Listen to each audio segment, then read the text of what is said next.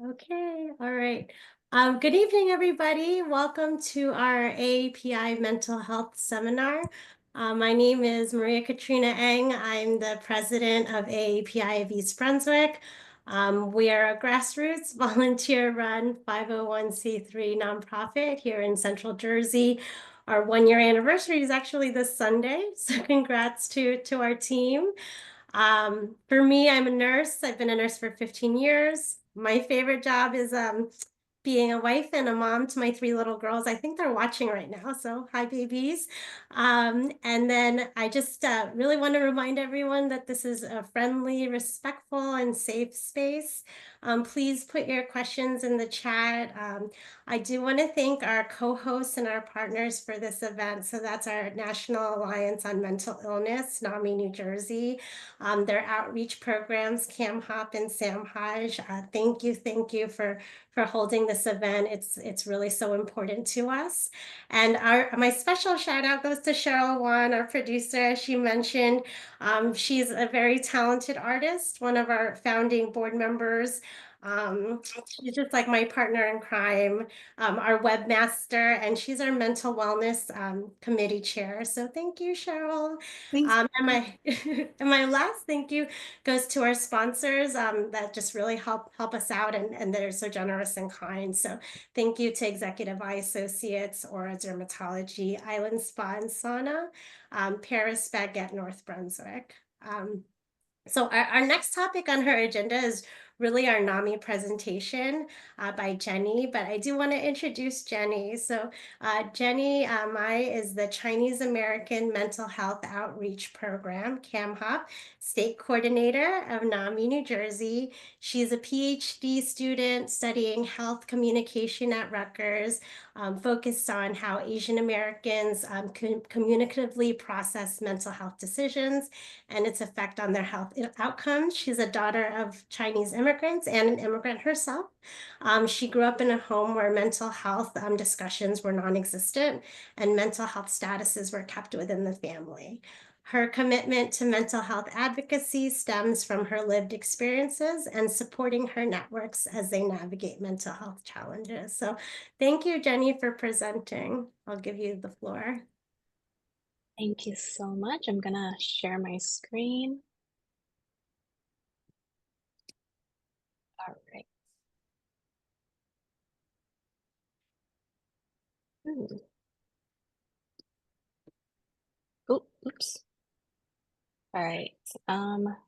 Can see my tabs, but that's all right. All right. Hi, everybody. I'm Jenny, and I'm the coordinator of Camp Hop, as Maria said. Um, and I am part of NAMI, New Jersey. Before I start, I just want to say that there's going to be a lot of long names tossed around here and there. But if you hear NAMI NJ, Chem Hop, Samhaj, I just wanted to make sure that you guys know that NAMI, New Jersey is our state organization. And Chem Hop and Samhaj are our multicultural programs underneath NAMI, New Jersey. Thank you to AAP at East Brunswick for having us today as I talk about mental health resources and support that NAMI has to offer. I also want to thank Dr. Singh for joining in and providing his medical and cultural expertise. Today, I am joined by my colleagues, Suba and Milan, who are part of Samhaj. Okay. All right. First, NAMI New Jersey is a statewide nonprofit organization of NAMI. So here in NAMI New Jersey, we have local affiliates that cover all of Jersey's counties. So if you live in, let's say, Middlesex County, you have an affiliate representative that focuses on resources within that county. And actually, she's here right now, Gay. So if you need resources within Middlesex, she's here for you. And at the core of NAMI, including NAMI New Jersey, we offer educational support and mental health system advocacy programs, public awareness to help those that are affected by mental health challenges so that they can build better, healthier lives. Laying some grounds before we really get too deep into this, NAMI uses both terms. So you'll hear mental health and mental illness. And we want to emphasize that mental illness is a medical condition that can affect our thoughts, moods, and even our ability to relate to people and function on a daily basis. People who are diagnosed with a mental health condition have varying conditions. So this means that, let's say there's two people with an anxiety disorder. Despite both having anxiety disorders, this doesn't mean that they experience the same anxiety symptoms. Those with mental illnesses are influenced by their genetics. So, for instance, a lack of serotonin often leads to depression, and they are also influenced by their environment. And what this means is that where we live and whether or not we have safe transportation or safe housing, they all impact our mental health. In fact, 1 in 5 US adults actually experience mental illnesses each year. Um, there are some statistics that I want to highlight here. If we're looking at age groups specifically, youths are impacted quite a bit, given that 50% of all lifetime mental illness begins by age 14, and 1 in 6 youths from ages 6 to 17 experience a disorder each year. This is especially important for us to think about, right? Because it affects us at a very young age and has a long-term effect on our overall well-being. These statistics, they do include the AAPI community, and I do want to set up the precedence that the AAPI community is not a monolith.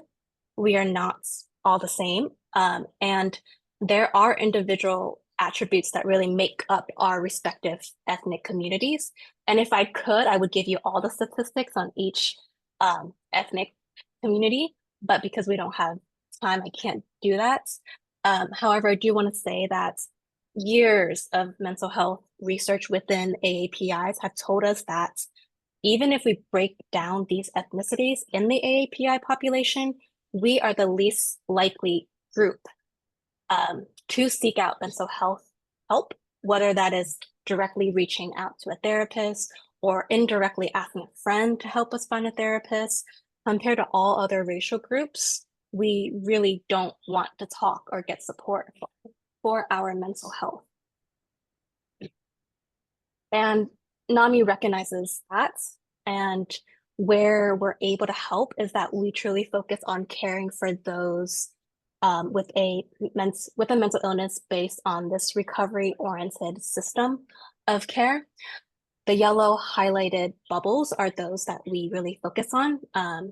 And you'll see these reflected upon our educational and multicultural programs, as well as our community-based activities. So for instance, caregiver support is extremely important for one's mental health recovery.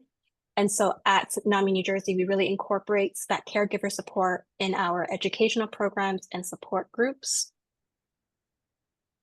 which these are all here. And I can't go over all of these, but I want to draw our attention to some that may be useful for y'all. So we have two main support groups, our family support group and our connection recovery support groups. These are monthly groups led by our trained peer facilitators with lived experience. Our family support groups is for family members with mental health conditions who would like advice and support. And then our recovery support groups are for individuals with mental health conditions. Each educational program are varied in their length. So we'll have some that are 50 minutes long. We have some that are weekly lessons. It really depends on what you would like to learn and whether or not it suits your needs. So for instance, the sharing your story with law enforcement focuses on patient advocacy and patient rights, which is an area that we focus on that follows the recovery system of care. And then within NAMI New Jersey, we have our homegrown programs. So these are specific to NAMI New Jersey. We went out to the community, we listened to folks, and we assessed their needs and came back and was like, yo, we need these programs. Our community said that they wanted to have a voice in the crisis intervention trainings in Jersey. And so we worked with the law enforcement across New Jersey, and now our volunteers go into crisis intervention trainings and talk about their experience with law enforcement, um, and they can advocate on behalf of those with mental illnesses to make sure that they are getting the help that they deserve by educating our law enforcement teams. Because New Jersey is one of the most diverse states, communities from different cultural backgrounds really voice their needs and wanting a safe space. And so, recognizing that, we were able to provide them these four multicultural programs, um, because we knew that a one size fits all model wasn't going to cut it. We recognized that stigma manifests differently in different cultures. And so these four programs really came about because of that. I'm going to focus a little bit on CamHop and Samhaj because these are our two specific multicultural programs under NAMI New Jersey. So with CamHop and Samhaj, we support our members through avenues of celebrations like our cultural specific events, like Lunar New Year and Diwali. Um, our phone support lines are in our respective languages. So if you need um, resources but want to talk to somebody that speaks Mandarin, CamHop has somebody that's able to hear your needs and help you. Our provider list is also specific to our culture. We have providers that can speak in multiple languages, um, and our support groups as well. And then lastly, we go out into the community. We do events like this so that we can speak on mental health information that's in a way that is culturally sensitive. Um, and so these are our ways to try to support our members so that they can attain their highest health. Before I wrap up this presentation, I just want to focus our attention on our words and language when it comes to mental health. How we talk about it really matters because it either breaks down those negative stereotypes and assumptions about mental health, or it can provide supportive messages that promotes care and understanding. So this means that what we choose to say is really, really powerful. And to highlight an example here, we should aim to say, this person has schizophrenia instead of saying this person is schizophrenic. And this shows that we are not defining that person by their mental illness. Instead, we are opening up conversations of care. Similarly, with suicide, we should be cognizant of how we're discussing it, right? So, for instance, saying this person died by suicide instead of saying this person committed suicide shows us that we are not trying to place blame on the individual and we're not implying that suicide is a crime. When we're implicitly putting the blame on the individual, people that are thinking about suicide may be reluctant to speak up. I'll drop a few links in the chat. But if there's three numbers that you guys want to remember, it's 988, because that is the national hotline. That's 24 hours for those that are experiencing a mental health crisis. Trained crisis counselors are on the other line to help you navigate your crisis. NAMI New Jersey also has a hotline number. So if you need specific New Jersey services, those are there for you. We can connect you with support for housing, employment, or any other accesses that you need. And then finally, here is all our contact information. If you need specific mental health resources, feel free to email us or call us. And with that being said, I just want to thank you guys again for coming. NAMI New Jersey would not be here if it's not for our volunteers, board members, leaders. So I would also like to thank them. If you have questions regarding NAMI, feel free to contact us. And then, of course, the chat is there. Thank you so much. I'm going to stop sharing and send it back to Katrina. Thank you, Jenny.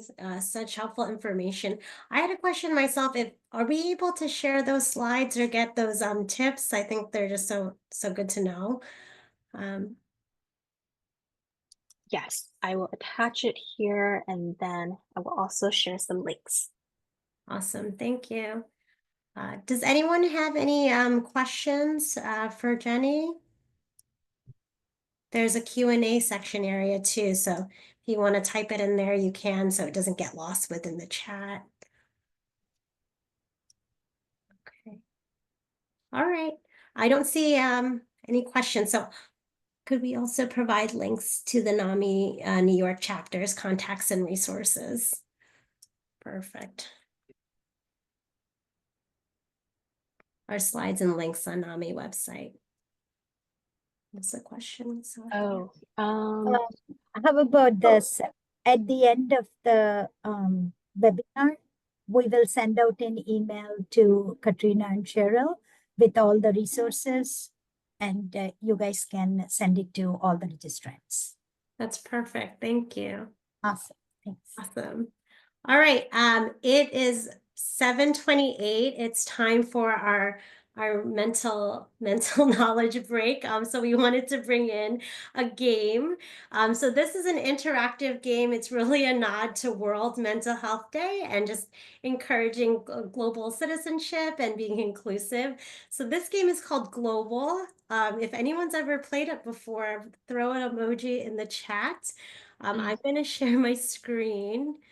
Just find that button to share. Okay, and so here's the game. There's a mystery country of the day. You can play this any day you want, one country a day. You can put your guesses in the chat.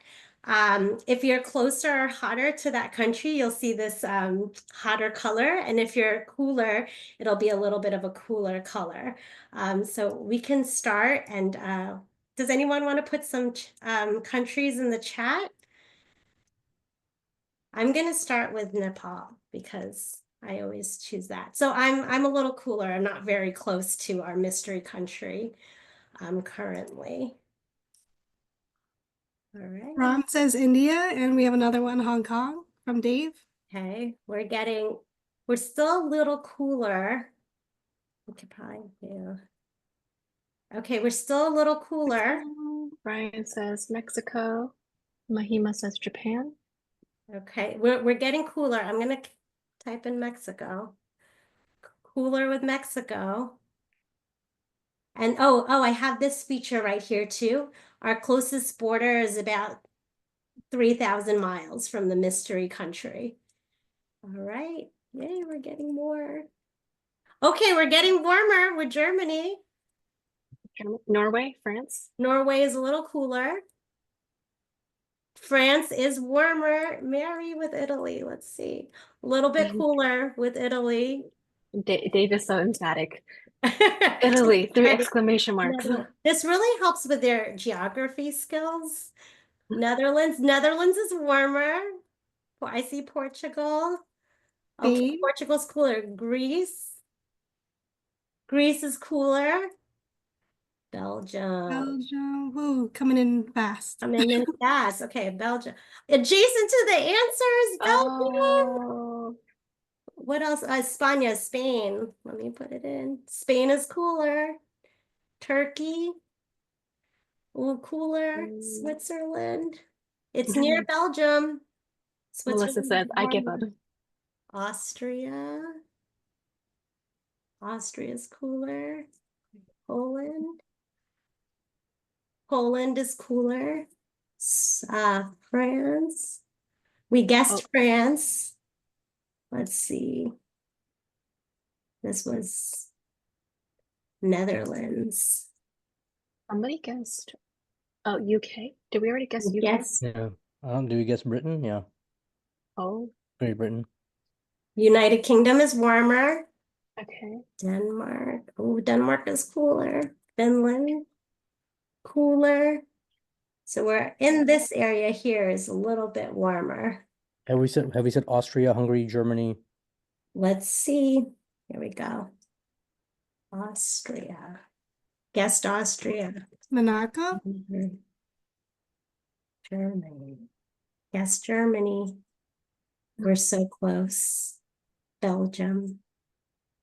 Monaco. Warmer. We're getting warmer.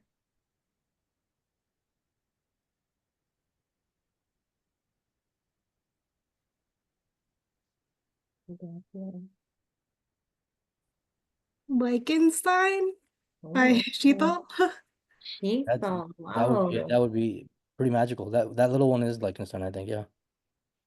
All right, let's put it in. Oh, you're warmer. Sweden. Sweden is cooler. Luxembourg. Oh my gosh, you Oh guessed my gosh. Luxembourg! Nice. Mary Pan, congratulations. Okay, Way so to go, Mary. Mary Mary, you get Pan, an you're island spa package. you're the winner. We'll get that over to you, Mary Pan. That was amazing. Congratulations. Oh, that was a hard one. Yeah, that was a hard one. I think we've gotten it in 5 guesses one time, but I think one day we had 38 guesses. So how did we do today? Didn't say. I got away from the stats, but congrats, Mary. That's awesome. Okay. So thank you for playing our game. We just wanted to have a little break from knowledge content. Yes, now Mary does have to visit Luxembourg. So with that, we'll get started with our panel. I do want to also introduce and really thank Suba, Milan, and Dr. Singh. So about Suba Bolasetti is a parent advocate, passionate about inclusion and eradicating stigma around disability and mental health. At NAMI, New Jersey, she's the program manager and statewide coordinator for South Asian Mental Health Awareness Program in Jersey, SAMHAJ. She's also a graduate of New Jersey's Partners in Policymaking Leadership Development and Partners Policy Leaders Policymaking Leadership Development Program from Rutgers. So welcome and thank you, Suba. And then Dr. Singh, thank you so much, Dr. Singh.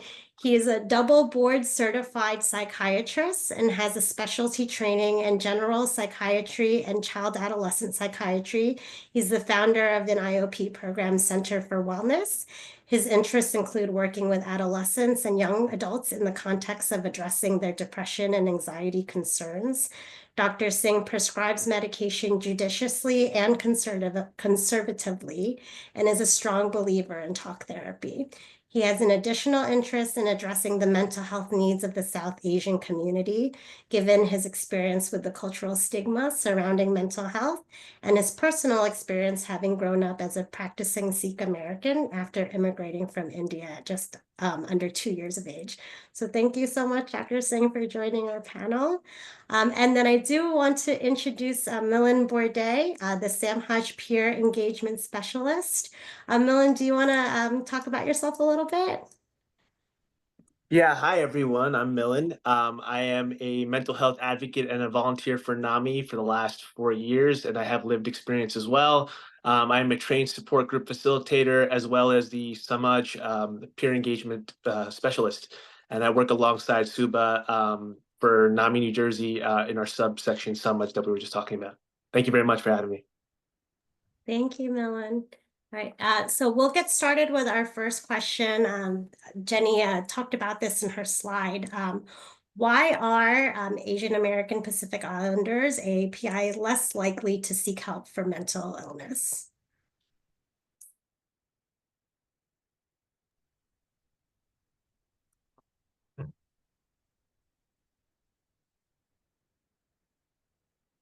Can I field that one? Can I start with? Yeah. Oh, okay, sorry. Dr. I Singh. wasn't sure if we were waiting. So I think overall, what I was looking at some statistics, I know Jenny mentioned this already. I think only about less than a quarter, at least in 2019, less than a quarter of all AAPI folks who struggle with mental health actually sought treatment.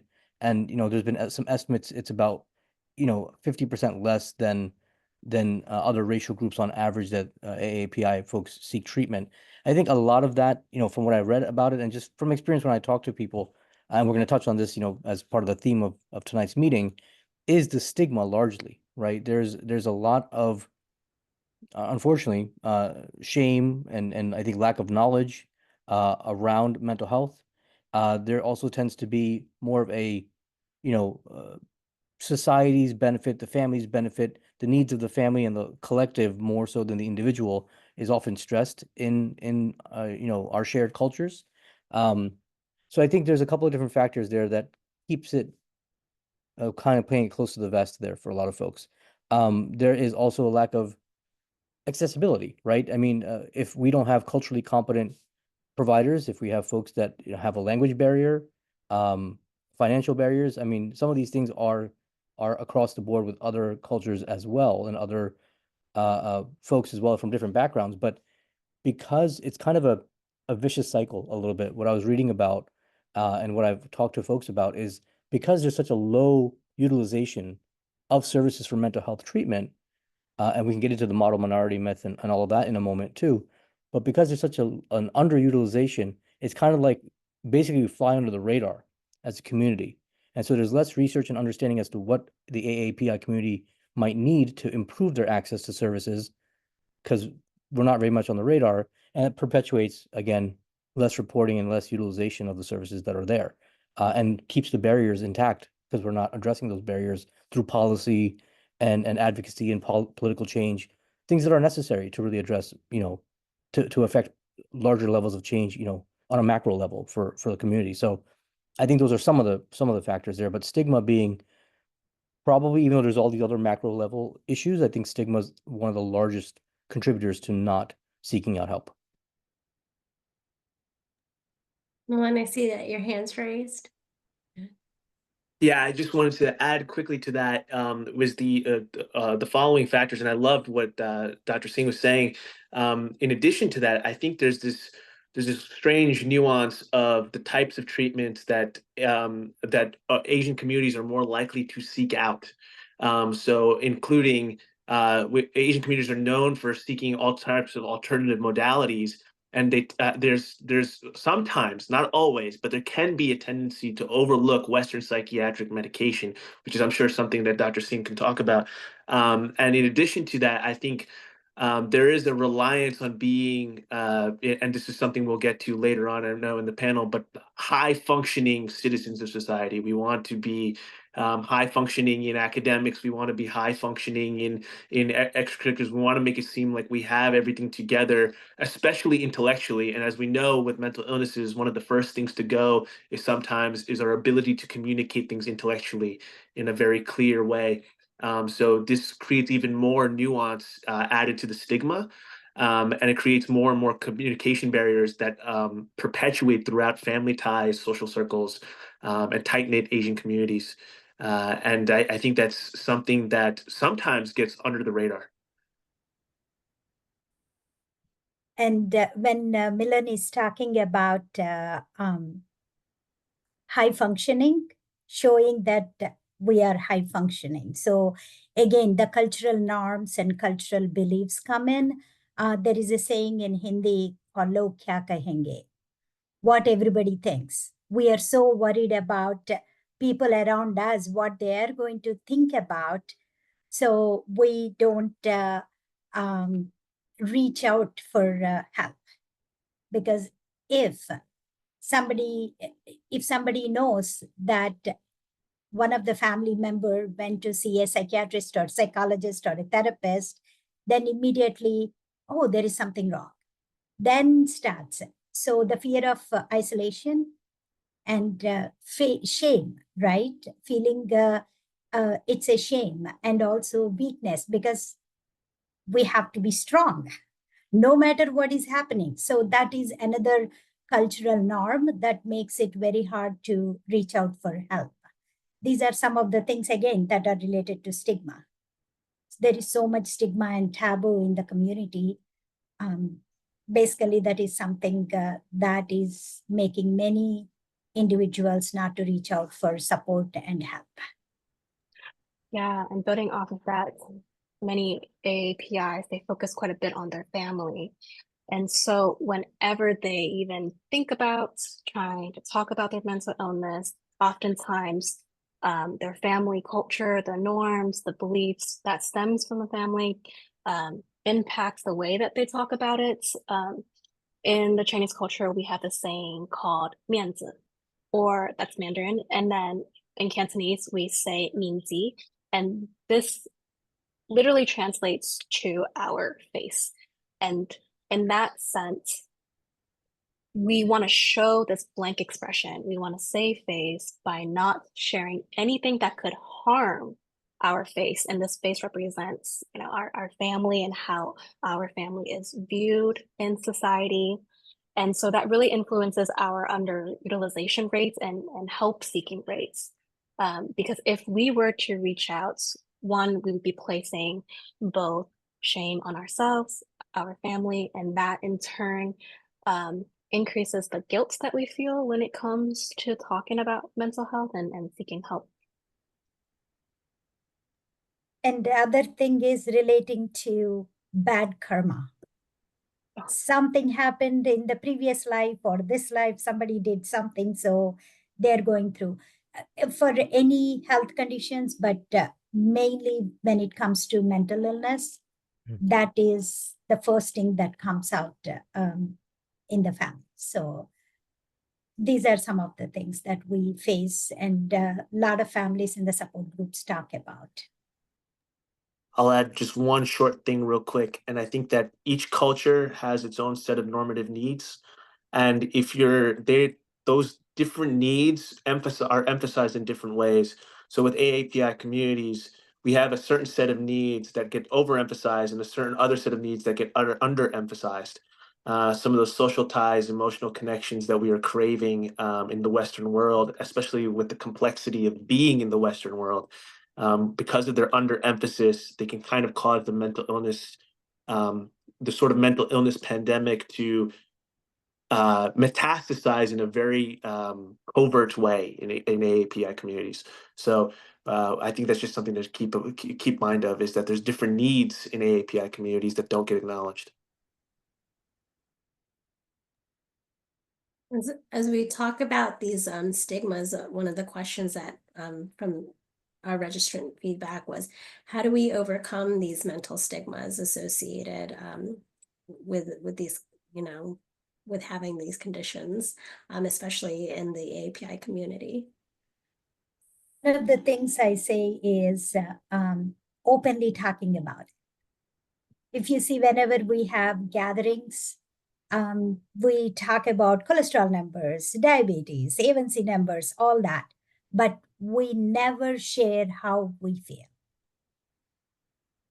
So that is where openly start discussing about how we feel within the family and friends, and expanding, basically normalizing the word mental illness, mental health.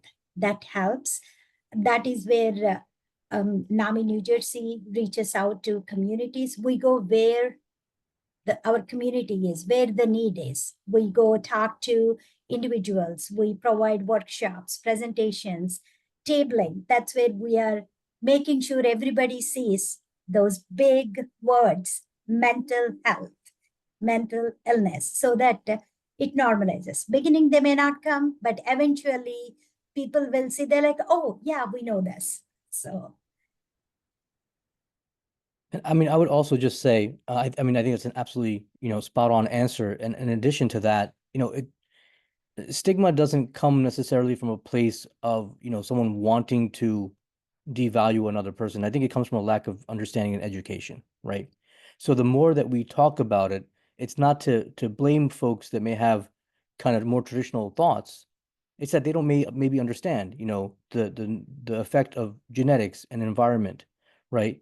The effects of kind of that model minority kind of pressure that is on the AAPI community as well, especially abroad, especially in the US.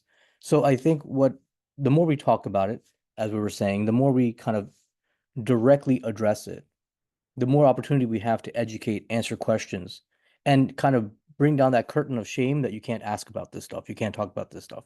That saving face, doesn't really, that kind of barrier melts away if people are talking about it more openly, because then everyone is on an equal kind of level playing field.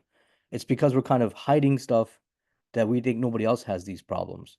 And it's, that's when you start talking about it, you start engaging with professionals, especially with folks who, look like us, look like our community, and can say, listen, we understand mental health is a real thing. We're involved, we're in the trenches helping people or trying to help people. This is a very real thing. And, it was kind of said earlier, the idea that, um, you know, I kind of lost my thought there in the moment. Sorry about that. But it was said earlier, something to the effect of not, wanting to show our emotion on our face, right? And I think if we allow people to understand that that's not a sign of weakness, that that's a sign of strength. I say that to my patients all the time. The fact that you're having a conversation with me shows me that you're being strong. You're confronting something that's scary, something that you might not understand even, and you're trying to directly, address that in the moment right now, and you're taking control of the situation. You're not retreating, you're taking control. This is the opposite of being weak, is to come in and get the help, right? So I think we have to revamp the conversation around seeking out treatment. A lot of nodding heads, absolutely. I do want to go to what you were saying, Dr. Singh, about the model minority. I'd like to ask, what does the model minority mean to the panel, and how does its myth really perpetuate this mental health stigma?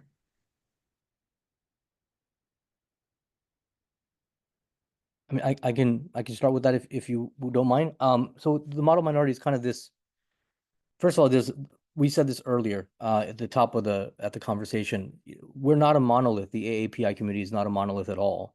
I think I was reading something like 50 separate subgroups can be identified with 30 something plus languages, and that's kind of scratching the surface, I think. So there's such a heterogeneous group of folks in the AAPI population. That's already a problem to call it one kind of minority group. When we say Asian or Pacific Islander, well, what the heck does that mean, right? Different experiences, different traditions, different languages, different cultures, different just about everything. And that's okay. That's what makes this world go around, that we all have our differences. But to group it all together and not really try to understand the nuance of each community complicates things for sure. That gets off the track. I apologize. But with model minority, what I've heard from patients, what I've seen, I treat kids, as we mentioned. I see a lot of kids from fairly well-to-do local kind of areas, suburbs in New Jersey, right? Their families are doing okay, and they're in these really competitive districts, and all of them is trying to be at the top, which is mathematically impossible, right? Everyone is trying to be at the top of the entire heap of students there, and you can't. Everybody can't be at the top of the student pile.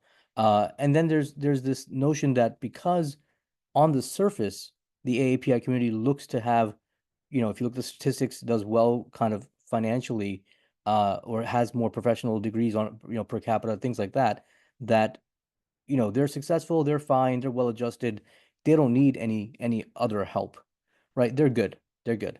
Although actually the rates of poverty are higher in the AAPI community than the the white community, but there's a misconception that these guys are good to go. They don't really need any help, and that's where it goes back to then.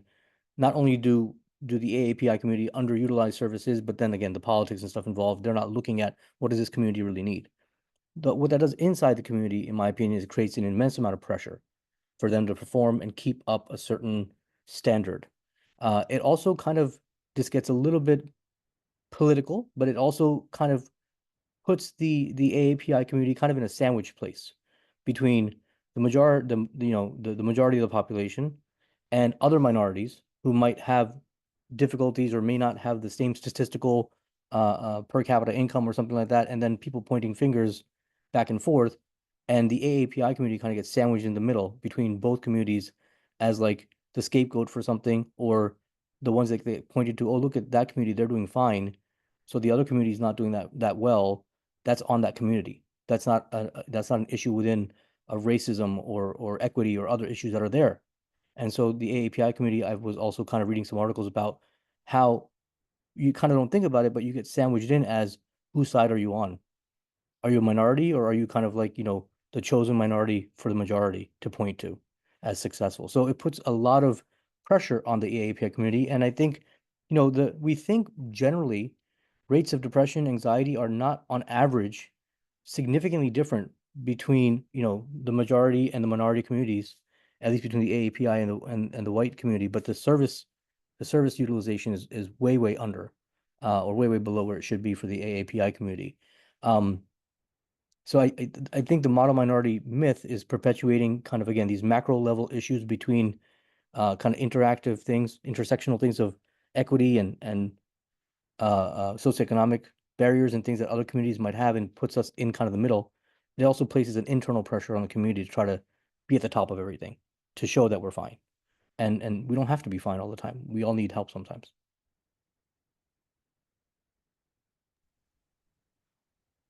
Millen? Thank you, Dr. Singh. Yeah, to add to that, I think the emphasis on what AAPI communities are good at tends to undermine their estrangement from Western society. So just because we might have the affluence or the wealth, the credentials, or what have you, doesn't mean we're not estranged from Western society by having been from, an immigrant family, or from, a multi-generation household, or living in a different culture with different skin color. We still go through those challenges as well. And that's something that's often underlooked, just because of the fact that we tend to do so well in so many different parameters. The another component of this, and I think that gets very overlooked, is that people emphasize AAPI communities' success here in the Western world. But if you look at their home countries and the mental health catastrophes that go on there, that's much more indicative of the history of mental health crises in those communities. And we're just bringing kind of a very successful, I don't like to use the word cream of the crop because that's inaccurate, but really a very successful bunch of people who are capable of succeeding in this society by a variety of variables, not just competency. And that's what is allowing the AAPI community to thrive so much in the Western world in terms of success, but not necessarily in terms of mental health. Selection bias.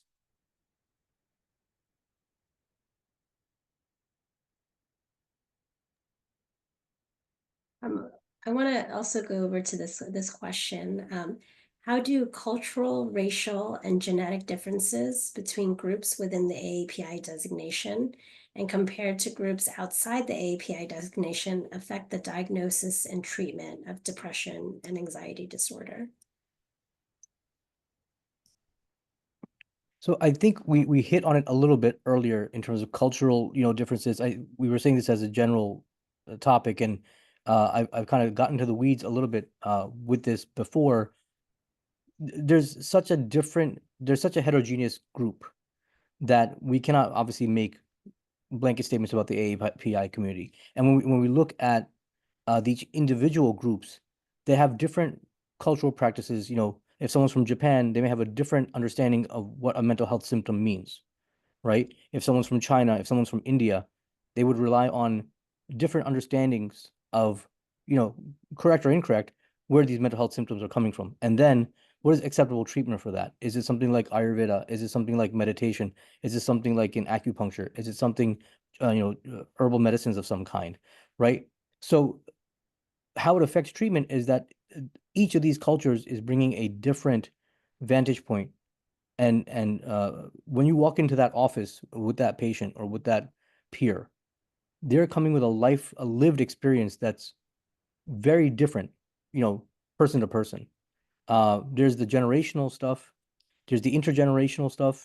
I grew up with a multi-generational household. My kids are growing up in a multi-generational household, right? There's the impressions of the older folks in the household, and what the education system is teaching us, what we're trying to learn as professionals in the household, and what my parents might think or my parents thought. So you have the generational piece, you have the traditional medicine kind of reliance, and less, I don't want to say distrust because that's kind of a strong word, but less reliance on Western medicine. You have cultural understandings of where these things come from and why they are the way they are. When you're looking at non-AAPI communities, I mean, this does translate. You can speak about the Latino community, you can speak about the African American community, we can talk about the Tuskegee experiments and how African Americans don't trust necessarily, the government and healthcare and things of that nature as well. There are these layers in a lot of different minority communities, but the AAPI, again, being very broad. When it comes to genetics, I don't think we know quite enough. We do think generally there is some cytochrome, which is basically, how our body metabolize the drugs that we prescribe in the liver. There are some cytochrome function concerns. I shouldn't say concerns, but variabilities where there might be a slower metabolism. Basically means you got to stay with lower doses on the medications to not get side effects and make something tolerable. In my practice, I tend to be very, very sensitive, very cautious about people being sensitive to medications. So I kind of start on lower doses anyway. And maybe it's unconscious because I work with a lot of South Asian folks and AAPI folks, and I've seen people have some side effects, so I tend to start low anyway. But um, if you were to do kind of a cytochrome performance test or a psychometric test, a psychopharmacological test on that, you would see that they have lower rates of metabolism and you want to adjust the medication down. But that's not across the board.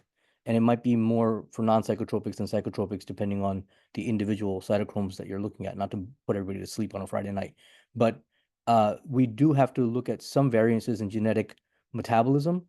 But I think, quite frankly, the cultural and the stigma and the understanding or lack thereof is probably a larger factor than even the genetics in a lot of practical sense when we see patients day to day. Thanks, Dr. Singh. Let's add to that.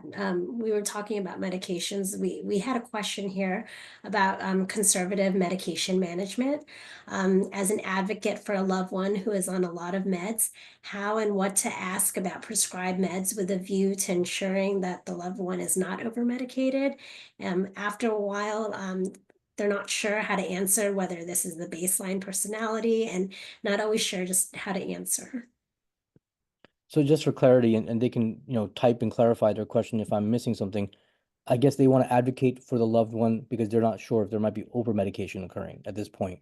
And I think what I would say is, again, that's a fair point. We don't know what the baseline is of the individual that we're treating. Sometimes we're seeing them after a mental health crisis. If someone has had an episode of mania or psychosis or was recently hospitalized for severe depression, we're not seeing them at that baseline for quite some time after that.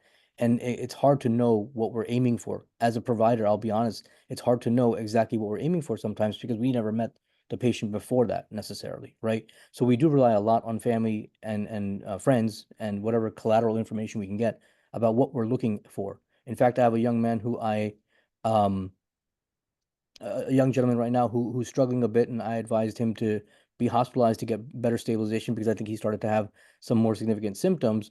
And we were trying to get him back to his baseline in between episodes there, and he was getting there, but I still don't know his baseline, right? His brother's been really involved in helping me understand what's going on and what he sees versus what his brother used to be like. So that's invaluable information. So, advocate for your loved one, certainly. The questions to ask, honestly, is this the lowest effective dose, right? I kind of try to go by the studies as to what obviously the dose ranges are. I personally, and this is not right or wrong, but I personally tend to kind of underdose medication. I'll be honest, because I work in an outpatient setting. I'm not in the hospital. I don't usually need to rapidly stabilize someone. So, sorry for the long-winded answer, but I will tend to underdose and stay in the lower end of the dose range to just kind of cross into the minimum effective dose and observe carefully and see if I need more, then I'll tweak it up a little bit. I don't usually go more than about 50 to 70% of the maximum dose of a medication unless I see evidence that it's not working at 50%, right? Because all these medications, they have a range. So you want to stay on the lowest possible dose. The other thing to look at is side effects. Is the person looking like they're not like themselves? Are they having significant appetite changes or sedation or concentration issues? Do they seem in any way worse than where they started, depending on the age of the patient? For the kind of younger folks up to about age 25, 26, there are some warnings about increased suicidal ideation with medication. Do I see that often? No. There's a little bit of controversy around whether that's even an accurate cause and effect, but it is a black box warning. I caution all my patients to watch out for feeling worse. And depending on how much worse they might feel, sometimes it's a minor blip before they're going to get better, but if it's more severe, I may change the medication. So again, I can't speak, too much in detail as to what exactly is going on with your loved one, but ask about what side effects we're looking out for. What are the common ones? Is this the lowest effective dose, right? If you're seeing side effects, asking what alternatives there might be. And again, the question as to the baseline, that's hard to answer what the baseline was.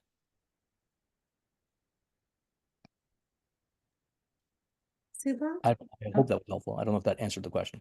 Oh, absolutely helpful. Da- Yes. Dr. Singh, you gave you gave right now the whole questionnaire that we ask our son's providers. Oh, okay.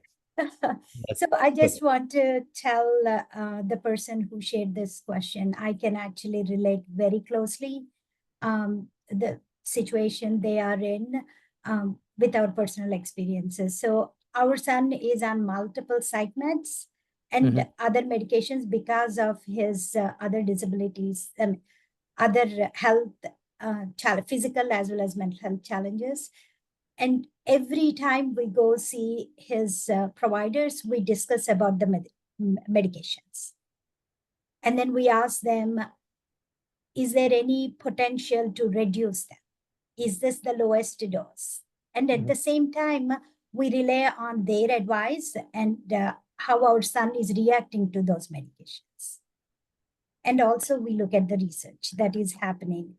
And one thing we do is, as Dr. Singh said, we constantly keep an eye on our son for any reactions. If he looks differently, something is going on. Even if he's walking too fast continuously for a few days, we keep texting our providers via my chart.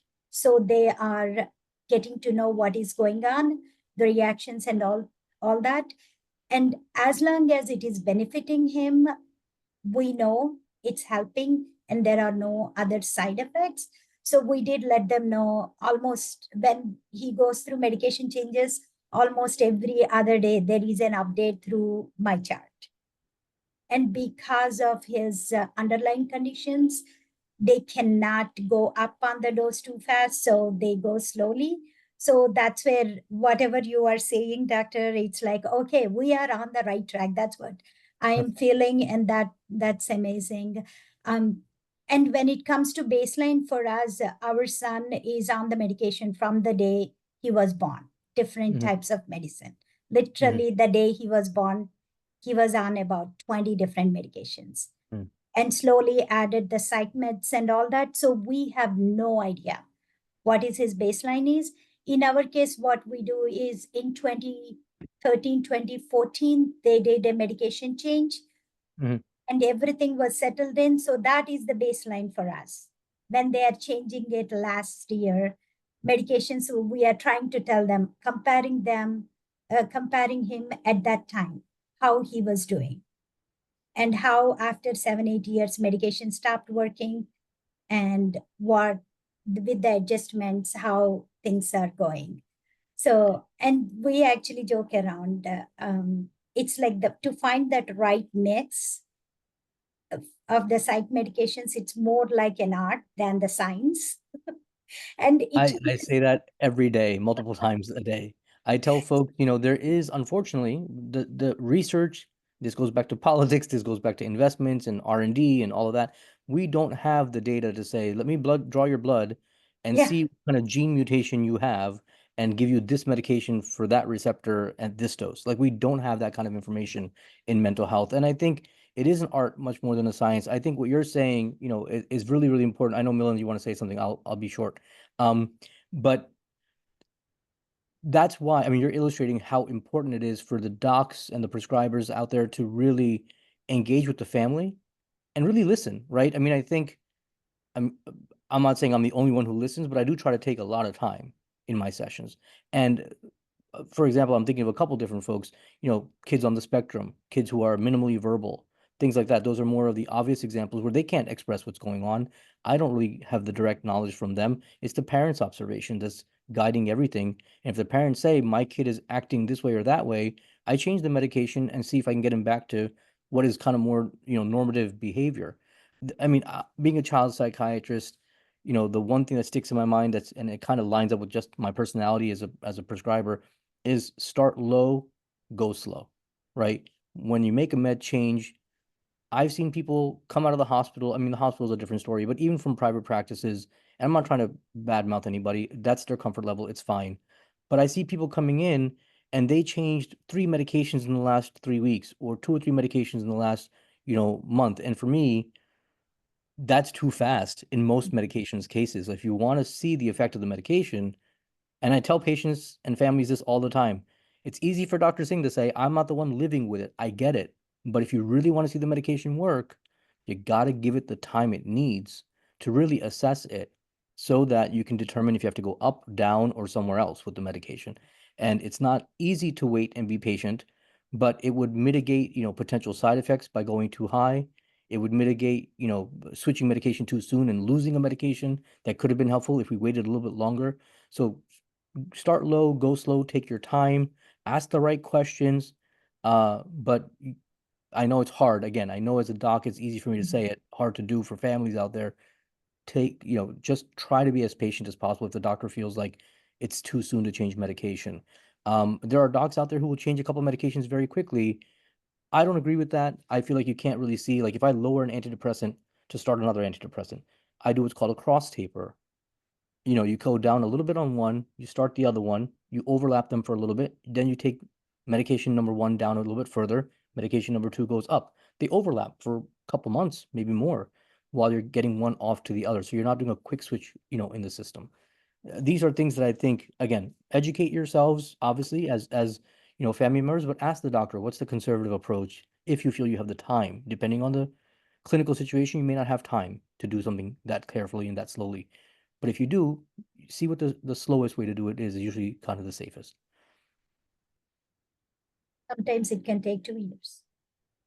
The cross That's what tapers, happened for the us. cross tapers can take very, very long. If you do it very cautiously, and I tend to do it very cautiously, it can be very, very long to get it done, quote unquote, correctly enough. But it could be worth it in the long run because then again, you're not changing something too quickly and then having a side effect, or dropping something too quickly and realizing later, oh shoot, we never really tried a high enough dose of that medication for long enough and we thought it doesn't work. And now we have to go back to the drawing board, right? So, uh, you just have to be a little bit careful about how quickly we make decisions on these things.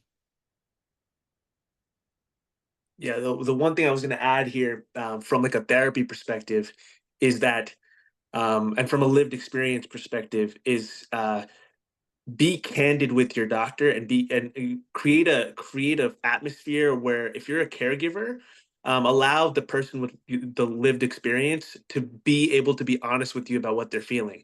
Because I know for a fact from NAMI through experience and what have you, that a lot of people, they want to change a medication but they're afraid to, or they want to change to another treatment plan but they're afraid to because they're afraid to talk about it. They're afraid of the side effects of the new treatment plan. They're afraid to talk about the fear of what they're going through because of the side effects, right? And if you're going through that and you have lived experience and you're trying out a new med and something's going wrong, you might be afraid to admit you don't have control over the situation. So to create an honest dialogue, between caregivers and the psychiatrist and the therapist, so that everything is administered properly, because we know that the person who needs the treatment is allowed to be honest.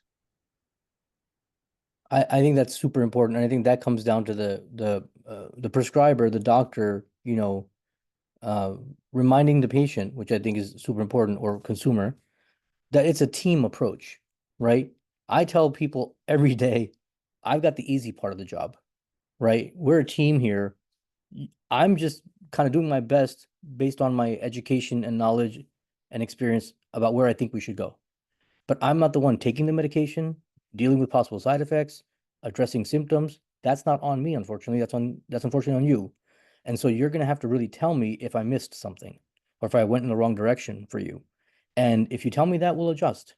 I also try to not be like, the sky is falling about side effects, because usually there's not many major side effects with most medications, but I'd rather know and change than, find out 6 months later that somebody's been tolerating a side effect and they were, too uncomfortable to speak up about it, hoping that, that doesn't happen.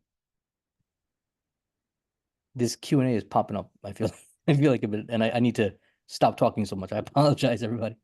No, please, no apology. I will read some questions from the chat. How do you deal with senior age depression? Yeah, I think that's from Lalita. So I don't, I'm not a geriatric specialist, so I will say that that's not usually my daily practice. I have some folks who have stayed with me for quite a bit of time now, so they've entered into those senior years now. But senior age depression, I don't necessarily treat it significantly. I mean, I'm very cautious. Again, I'm so conservative with medication doses. I don't find myself running into side effects and problems, even with seniors, in terms of tolerating the medication. Again, very candid conversation about what to look out for, how long it's going to take for the medication to work. But again, the other thing that I think, I'm hearing myself say the word medication a lot of times tonight. And as much as I'm a prescriber and I'm a doctor, I'm a huge believer in therapy, right? I think cognitive behavioral therapy, I was reading something earlier about problem solving therapy, which is a little bit different than your traditional CBT. Problem solving therapy might be something that speaks more to the AAPI community. We can talk about that if we have time, what that is a little bit different.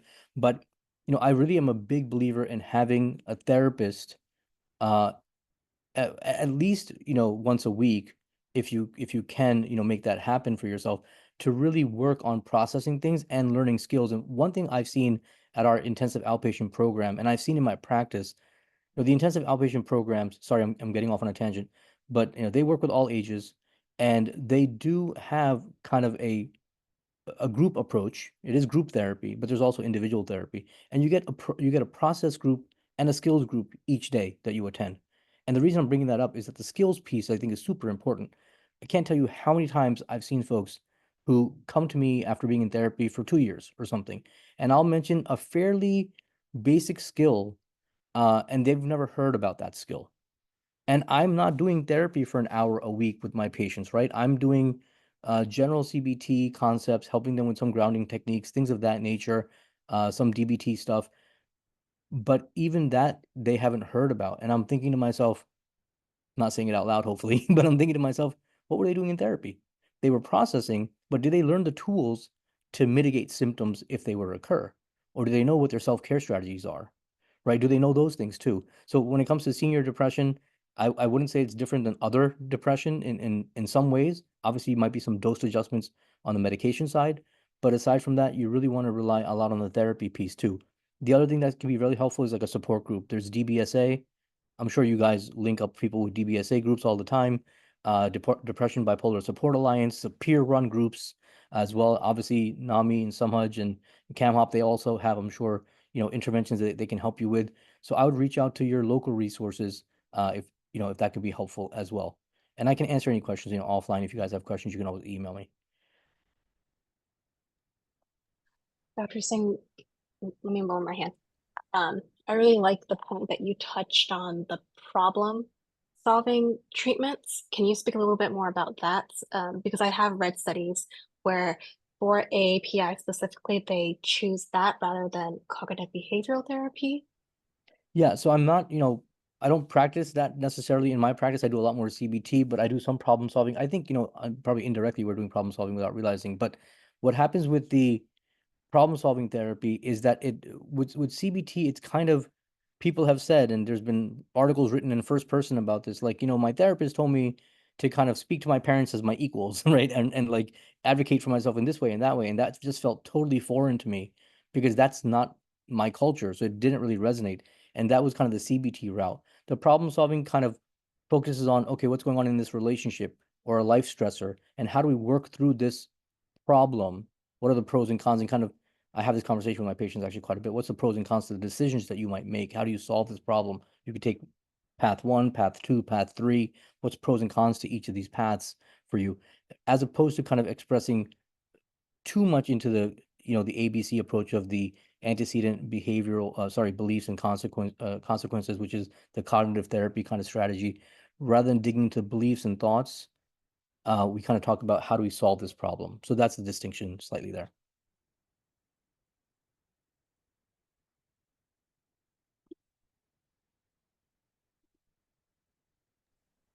Oh, can't hear you, Maria. Thanks. Look at that, my Friday mute. So we're getting a lot of questions from the attendees. We do want to touch on this topic about mental health crisis. So on July 28th, Victoria Lee was experiencing a mental health crisis when her family called 911 seeking medical assistance. She ended up dying after being shot by the police, and she would have turned 26 on October 12th. What resources are available for families or individuals in this type of environment?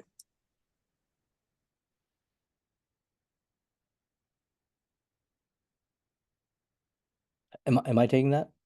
I feel like I'm monopolizing everything here. But in terms of resources, I think we touched on 988. If someone's in crisis, obviously, I tell patients all the time, almost kind of every session, someone mentioned CIT, which is a good suggestion. I think if someone is in danger of self-harm, harm to themselves, harm to others, it's incumbent upon us as providers or peers or even family to kind of be aware of kind of as much as we can what we can do to help them. So 988 is a crisis hotline that they can text directly. I've actually had patients, when it's gotten to a crisis level, call their local non-emergency police department and have the police come over and escort the patient to the local ER if they can't drive the person themselves, or even call 911 if the person is threatening something imminent of self-harm.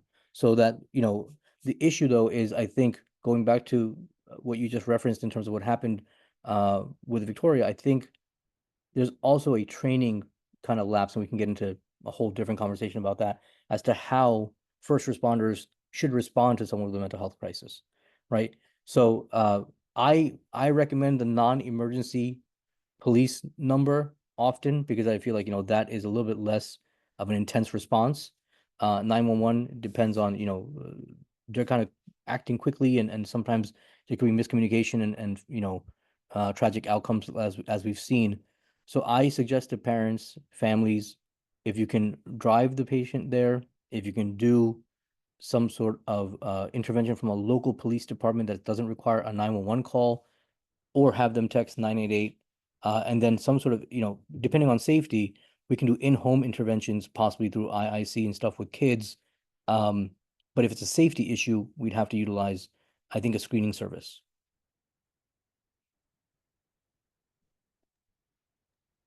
No one? Yeah, just to quickly add to that, I was speaking to the NAMI coordinator in California, and I don't know what New Jersey state laws have, but first of all, don't underestimate, preventative care. If you see something dialing up, right, be wary of that, and that's when you might want to seek the lower level help before it gets to the point where it needs higher level care.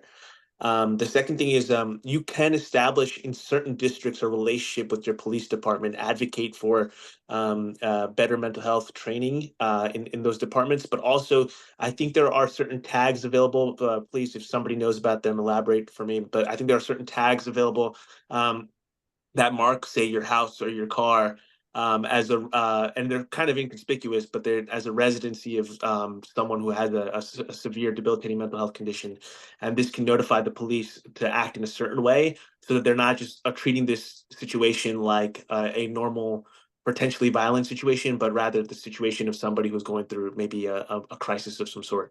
So I would look into those tags. I actually don't have resources for those. I can't remember what they are. Subanti, if you happen to have them, I don't know. But there are certain tags that are available that you can put on your car that police officers will recognize so that they know that they can de-escalate the situation before it even gets to a situation. Ones you are talking about is for the autism spectrum, blue and green cards, I think. But I just put in the chat a webinar that is coming up on October 29th, Arrive Together webinar. Please try to sign up for that. It is actually a first response team, law enforcement and mental health response program called Arrive Together. So if you have some time, please try to sign up for that program, for the webinar to learn more about it. So instead of just law enforcement officers, it's like a response team that is going to come when you call. I'm And going also, to NAMI New Jersey does CIT trainings. We go to county crisis intervention trainings and talk about our experiences. Jenny mentioned in the presentation under what are our homegrown programs. So we do go and share our stories, our experiences, and also our culture, how it perceives mental illness, and how every law enforcement person can be more culturally informed. Mhm. So that's something we are doing almost every quarter. We have some trainings that we go to. Yeah. I put in the chat, it's an article about what to do in events of a crisis. This particular article focuses on those with mental health conditions, but as a care provider, we can also utilize some of these suggestions.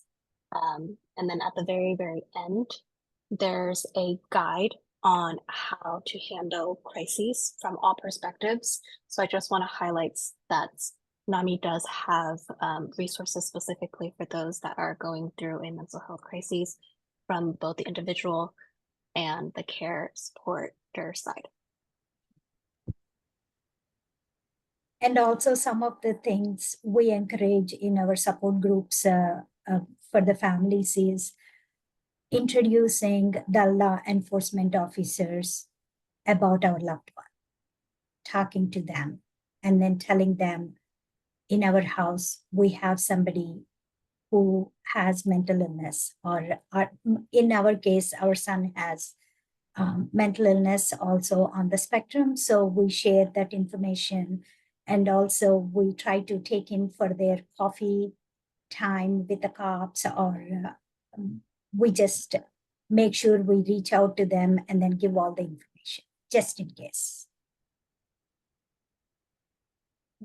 As we're talking about resources, for maybe Jenny and Suba, how can we support loved ones with mental illness and recognize early signs of it?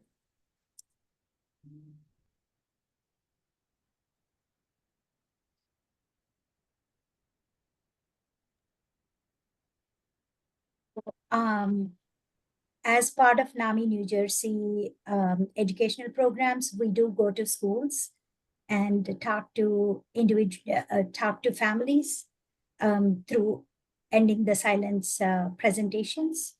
So we have Ending the Silence for families, we have Ending the Silence for students. So we go show them what are the warning signs. And other thing we do during the presentations is what are the 10 signs that you see. So, and sometimes they are more like phases, right? Our child is going through a phase. So how do we differentiate that? Not all the time we can differentiate, but if some behavior is something different. So we encourage families to talk to school teachers, administrators, even in the playground, how the student is behaving.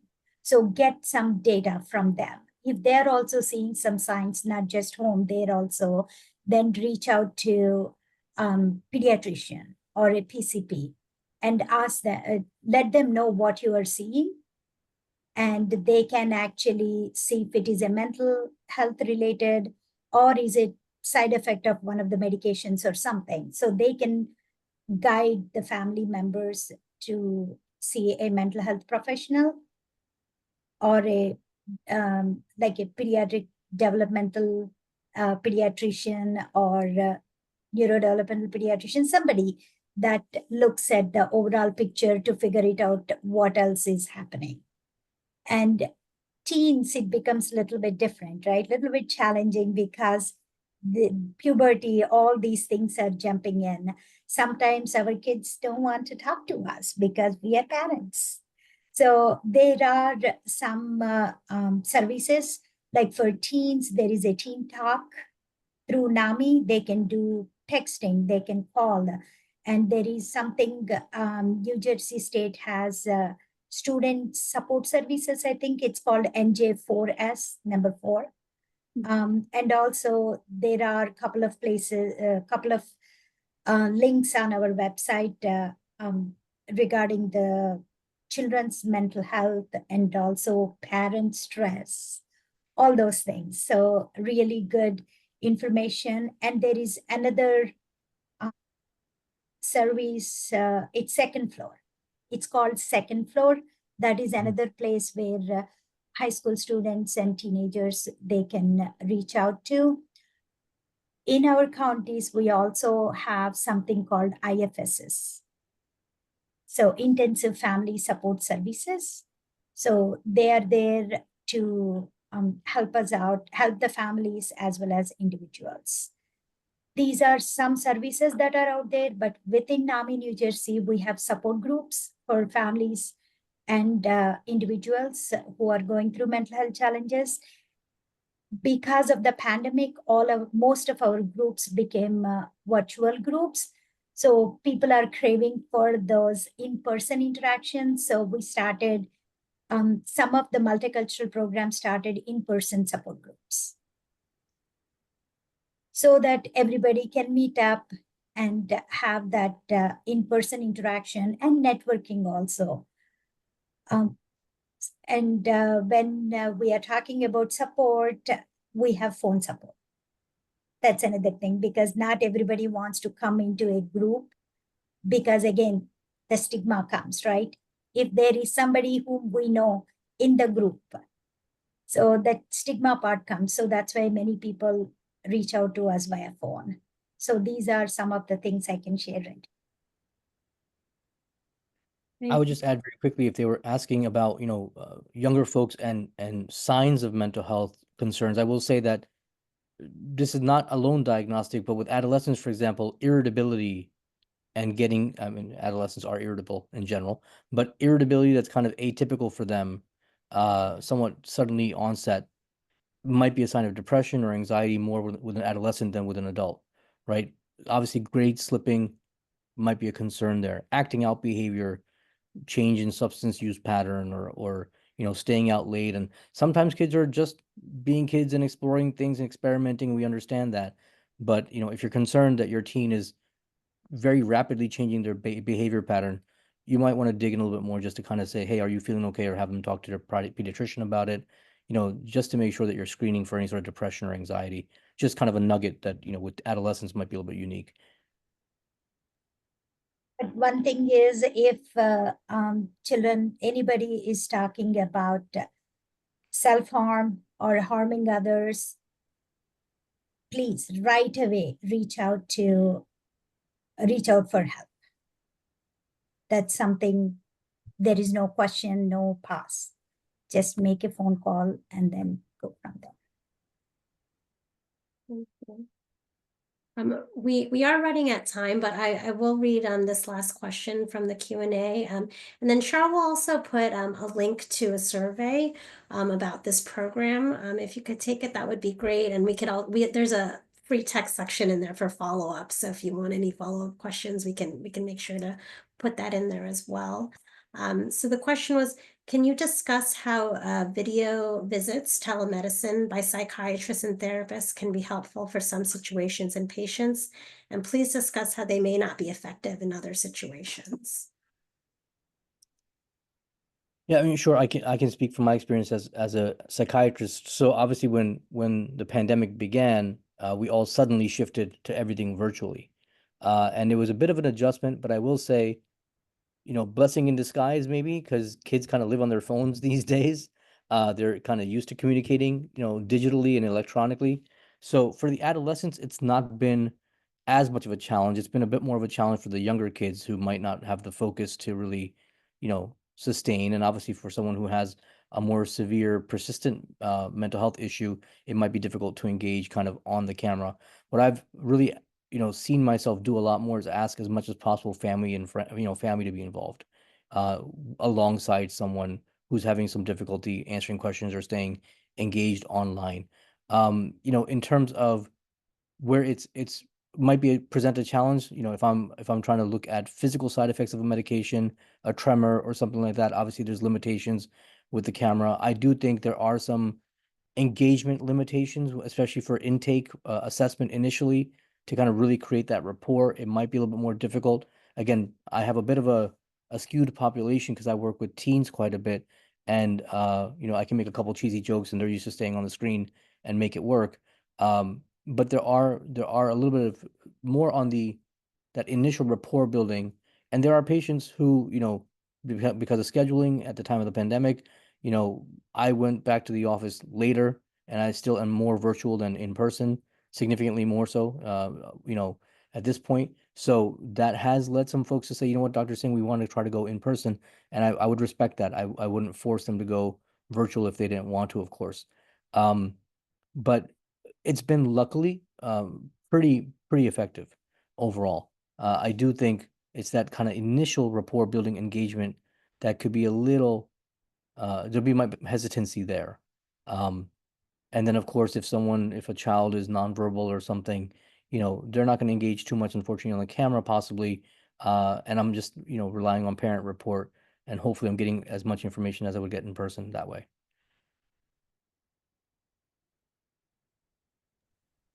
Thank you, Dr. Singh. And to our panelists, any final comments or insight?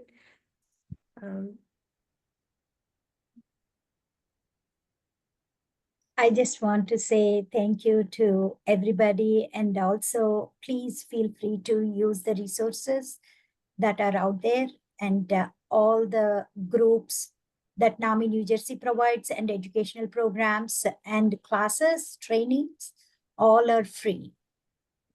And you will be able to take it anywhere in New Jersey, state of New Jersey. So please join for support. Thank you. And yes, Dr. Singh is the best, and NAMI New Jersey is the best. So thank you so much to this fabulous panel. I certainly learned so much, and I'm going to be digging into those slides and learning more. So, and thank you to our attendees who joined and just really supporting that mental health matters, and that we're all here on Friday night at 8:30 talking about this. So thank you so much, and I hope everybody has a wonderful weekend. Thank you for having us. Thank you so Thank much for you. having us. Good night. Take Bye. Have a great weekend, everybody. Thank you. Thank you.